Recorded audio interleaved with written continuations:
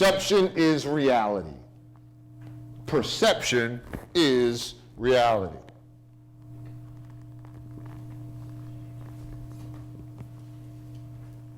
Talk about commitment. You talk about brand. Tiger Woods. Oh my goodness. Several years ago, I have a presentation out in LA. Delta Airlines. Getting ready to make this 4-hour, 13-minute flight, fly from my Atlanta home all the way out to LA. Get up first class, get my notebook, computer, books, magazines, get really comfortable for this lengthy flight. Seat right next to me is vacant. A few minutes goes by, pilot gets on the intercom, flight attendants prepare for departure and cross-check. And when he shared those words, guess who came out of the restroom, took a seat right next to me for 4 hours and 13 minutes? Earl Woods, Tiger Woods' father. Wow. Who in the world do you think set that up? What did Mary tell Martha? Baby, he is able. I don't know which problem you got, but he is able. Jesus told Peter, don't lose sight of the big picture, my brother. Yeah, you one of the 12, man. You one of the 12, but this is about love, grace, and gratitude, Peter. Praise is what I do. It ain't about And he's reading his newspaper, and he didn't want to be disturbed until we got up to 34,000 feet. And I do what I do best. And this was just, Tiger Woods won the Masters in 97, 98. He did not repeat as Masters champion. And we get up to 34,000 feet, and Earl Woods is reading his newspaper, and I turned to him and I said, Mr. Woods, was your son upset that he did not repeat as Masters champion? He said, no. Tiger's glad the whole ordeal is over with. He's pretty exhausted. I said, what do you mean pretty exhausted? He said, well, very few people realize my son's practice schedule. I said, Mr. Woods, what is your son's practice schedule? He said, well, Tiger's a creature of habit. Every day he gets up 5 o'clock in the morning, throws his running shoes on, and runs throughout the neighborhood. Did you hear what the man said? That's how he tore up his ACL. Runs every day.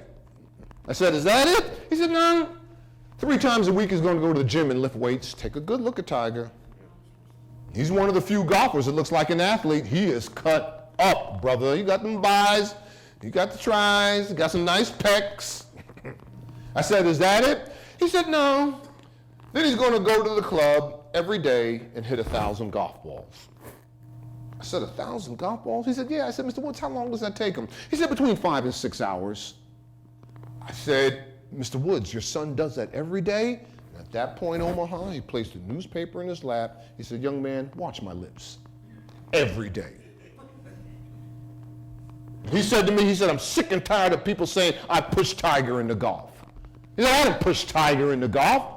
When Tiger was a young boy, he was playing all the sports, baseball, football, basketball. He even played soccer. Tiger was one that came to me and said he didn't want to play these sports any longer. I said, why, son? He said, his dad is taking away from my golf time. Remember I told you about Booker T. Washington, age 24? Remember I told you about John Newton, 24? Tiger Woods is in the third grade, age 8, practicing his swing in the mirror, listening to motivational tapes. 3rd grade in elementary school, 8 years old, gets up in the morning, first thing he does, grabs his golf bag, goes to a local course, plays 2 or 3 holes, goes to school, comes home 3:45, 4 o'clock, goes back to the course to finish the round. Day in, day out. CBS Sports, in 1997, that televised the Masters.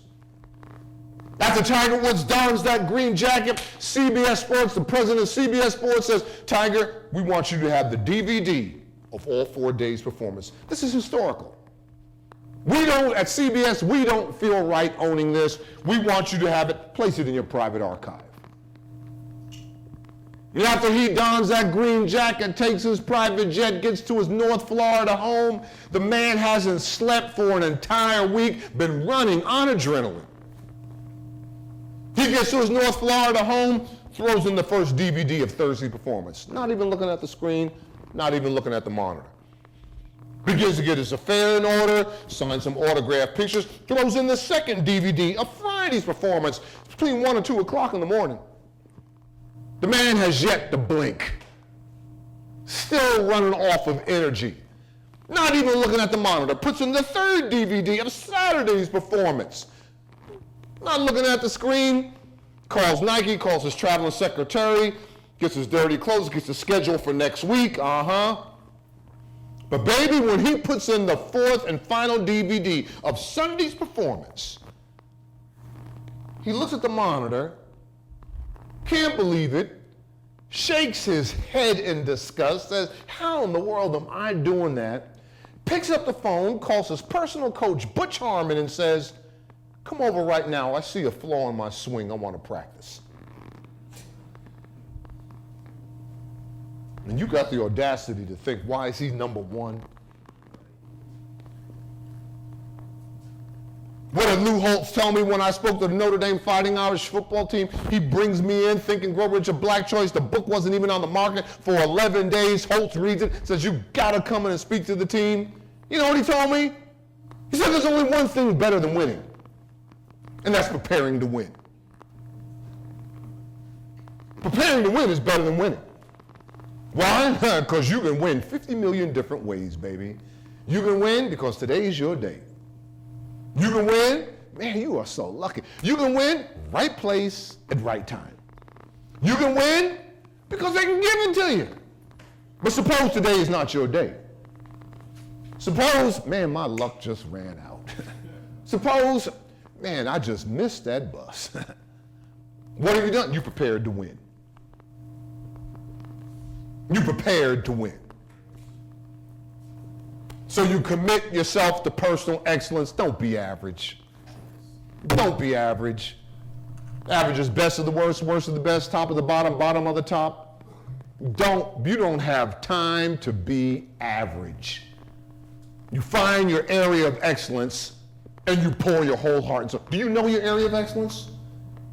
Do you know why you've been created? What is your area of excellence? Someone please, what is your area of excellence? The only way that you can come up with an area, they teach us at Harvard.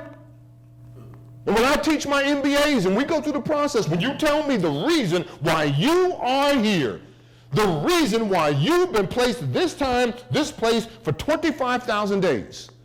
In my MBA class, I bring in champagne because we're going to toast. Your area of excellence. You ask yourself 3 questions. Question number 1, what do I love to do? What do I have a passion for? What can I throw my whole heart and soul into? Question number 2, what would I do for free? If no one ever paid me a dime, if no one ever gave me financial reward for my efforts, what would I do for free? Because when you're doing what you love to do and you would do it for free, your work is your play. And if your work is your play, you'll never work a day in your life. I was in New York, I interviewed Walter Turnbull, founder of the Harlem Boys Choir. And I'm seated right across from him, and I said, Dr. Turnbull, I'm going to ask you a question that you're very rarely asked. He said, sure, no problem, go ahead. I said, Dr. Turnbull, can you give me your definition of wealth? Of wealth. And when I asked that question, he began to cry on me. And I thought I said something offensive. I said, Dr. Turnbull, I apologize. Did I offend you? He said, no. Did I say something wrong? Please forgive me if I did. I just want to know your definition of wealth. He said, just give me a few seconds, I'll be all right. I said, your definition is? He said, wealth is hearing the voices of my boys. How are you going to beat a man like that? I told you I interviewed John Johnson. I said, Mr. Johnson, if you weren't publishing Ebony magazine, what would you be doing? And he has a mock issue of an upcoming issue of Ebony right before him. He picks it up and he goes just like this. I love magazines. I love the colors. I love the textures. I love how they feel. How are you going to beat an individual like that? What in the world am I doing interviewing Joe Clark? Joe Clark, lean on me. East Side Preparatory in New Jersey. And I said, Mr. Clark, call me Joe. Joe. Any regrets? He said, regrets about what? You know when you took those 150 students, put them on the risers before you threw them out? He said, hell no. No doggone regrets. No one ever talked about the faculty and administrators I had to throw out of the school when I became principal.